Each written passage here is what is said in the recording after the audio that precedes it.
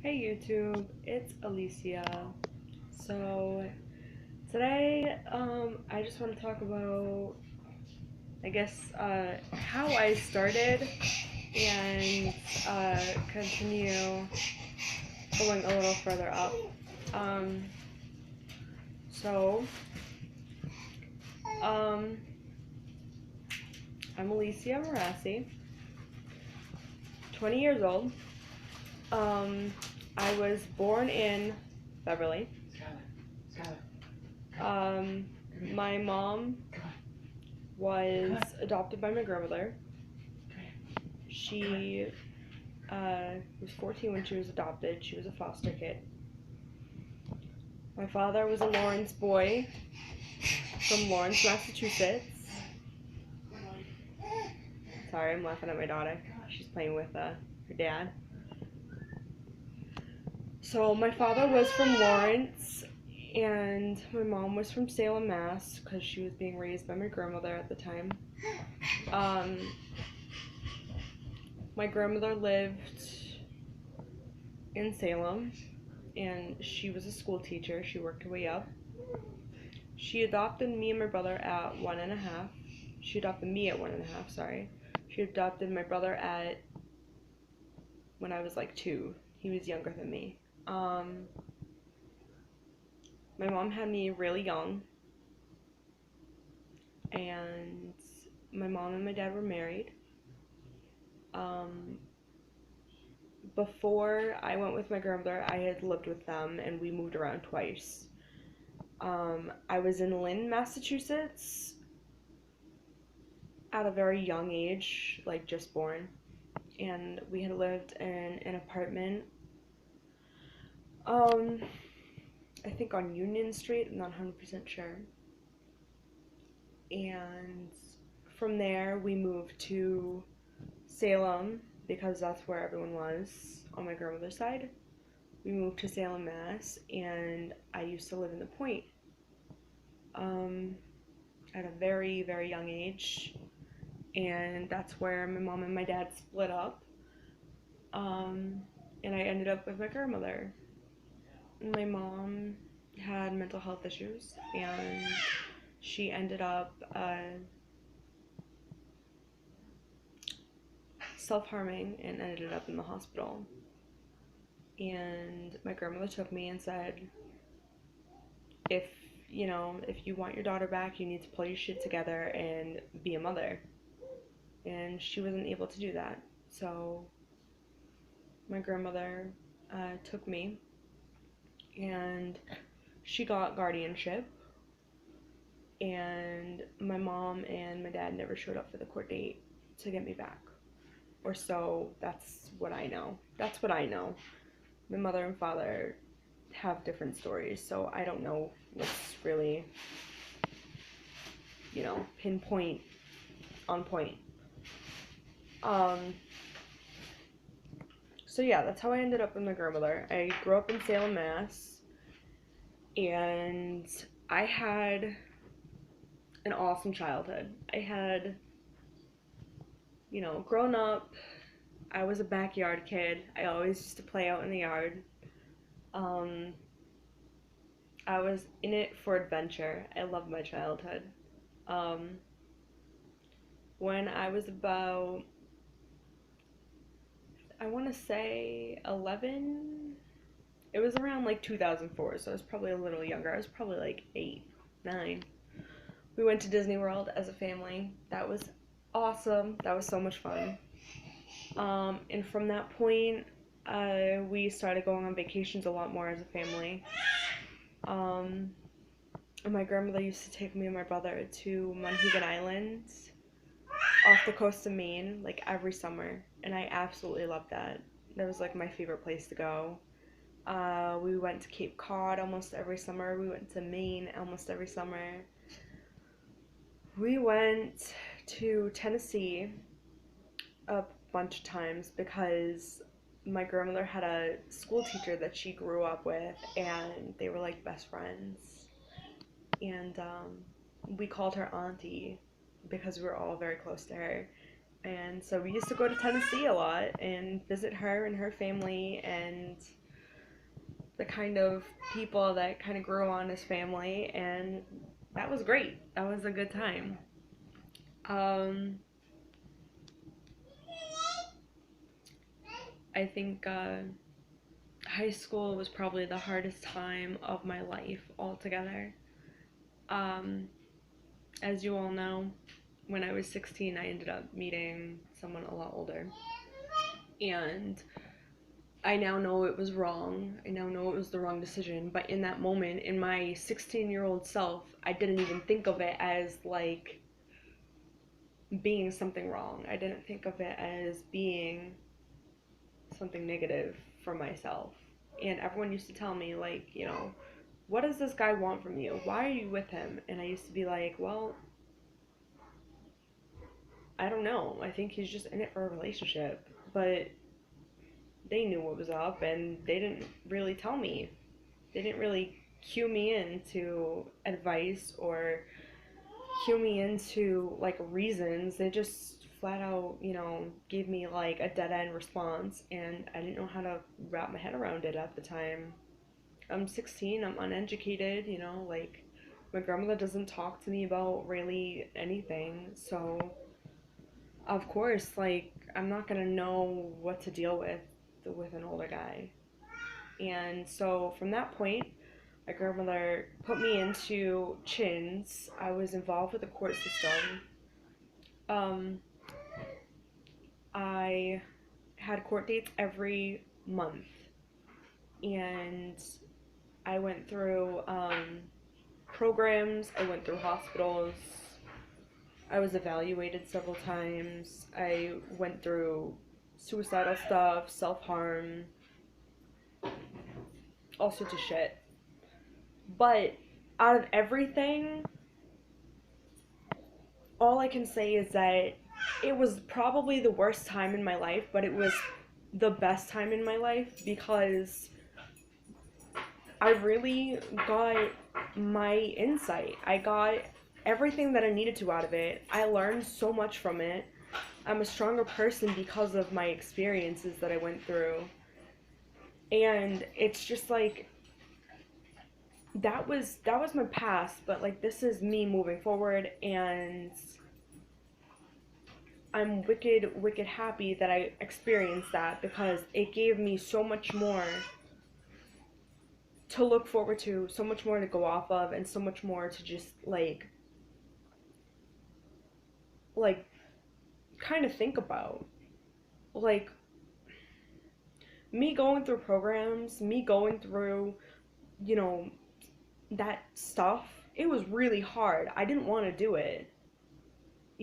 My grandmother didn't even want me to do it after a certain point, but you go through that and I think you come out a whole different person. You come out a person with a lot more experience. You come out as a person with so much more insight, and you learn so much from it. Um, so yeah, like me coming out of that was a good thing.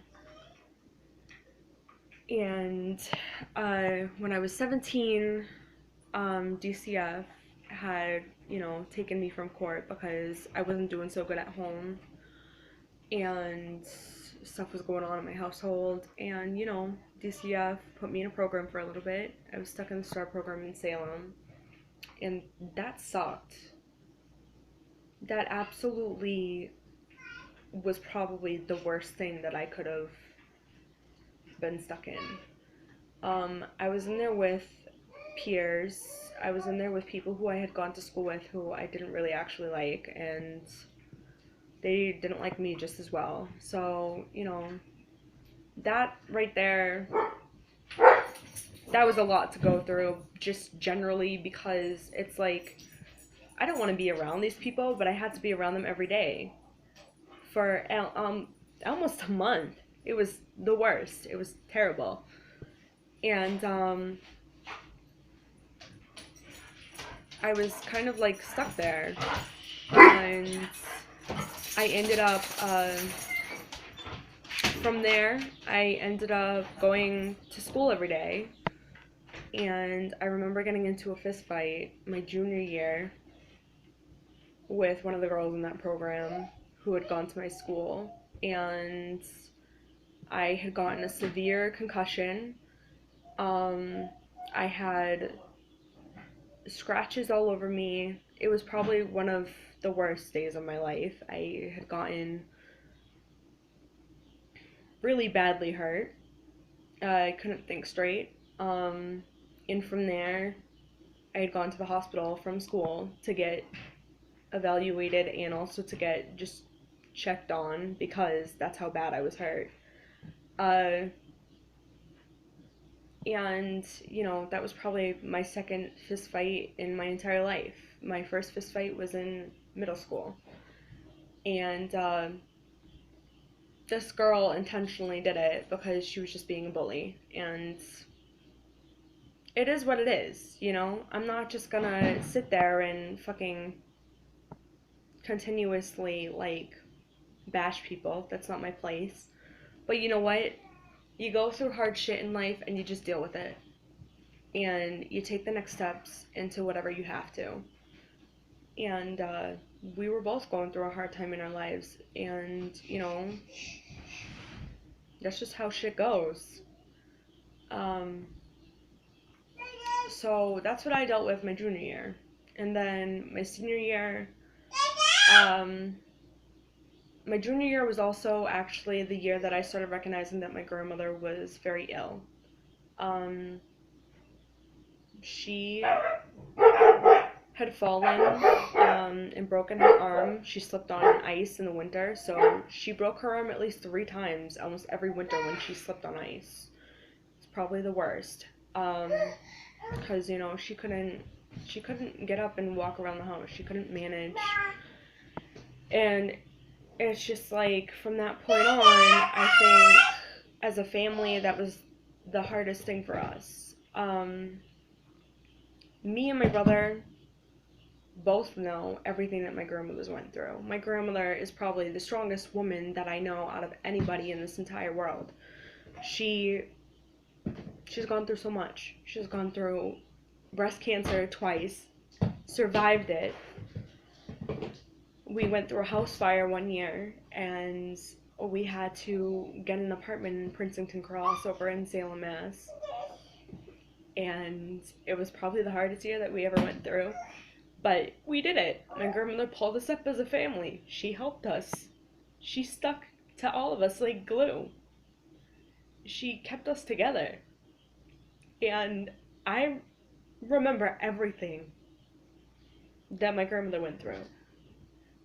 All the way up. And when I was 18, she passed away. And I didn't really cry. I had no emotion, and it's because she lived her life to the fullest, and she did everything for us. And for me, I just think, like, she was in a better place, and she was happy to be there. And I think personally, like, she just really, she was a survivor. She kept fighting. She always fought. And she did so much for us kids, and I'll appreciate everything that she ever did for us because, that to me was her strength. And thank God she passed it down to me because it's like, I needed it, My brother needed it too. And, she gave us that insight. She set an example. She knows what strength was, and she set that example, and she did what she had to do to teach us what strength was. And from experience, from my life, that's it. That's like everything I could have asked for right there, because to survive and get through things that are really hard is getting through life. That's taking control of your life. That's living your life. That's that's setting like, that's setting your goals. No. Literally. Just to get through the hard stuff and to live life to the fullest. And that's exactly what my grandmother set an example for us kids. That's exactly what she brought us up to do, and I'm proud of it.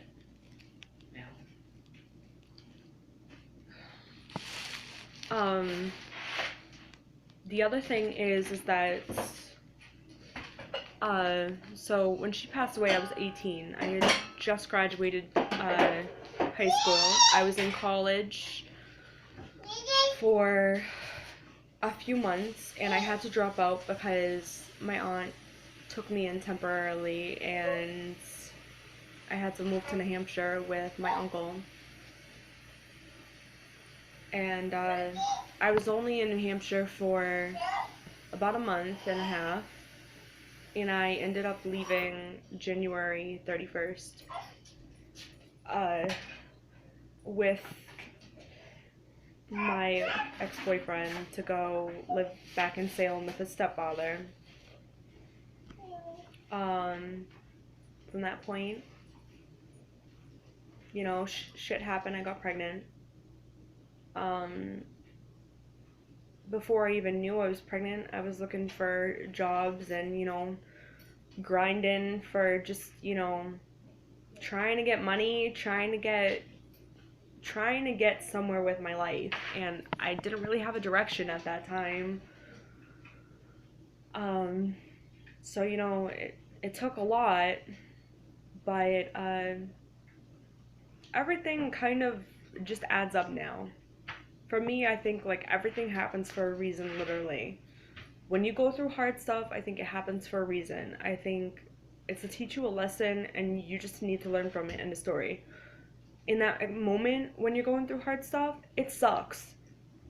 But from experience, it's like you're gonna get through it. End of story. You have to. And I've had times in my life where like I felt like I was gonna die. I felt like, you know, this shit sucks. Like, fuck this. I don't want to live it. But that's experience. That's what you gotta do. You just gotta live through those moments. And take everything that you need to from the experience that you live. So that's my YouTube video for today. I'd like you guys to comment, because I know I have views on my videos, so please comment on my videos, tell me your feedback, tell me what you guys want to hear from me. Tell me what's up. Like, I don't know, like, what do you guys want to hear from me for YouTube videos? Just set out topics and, you know, write responses for my videos, because I don't even know if I have a direction with this. I have a lot to talk about, but I don't really have like much direction. So give me an insight and I'll put it out there. Alright, bye YouTube, like, share, and subscribe.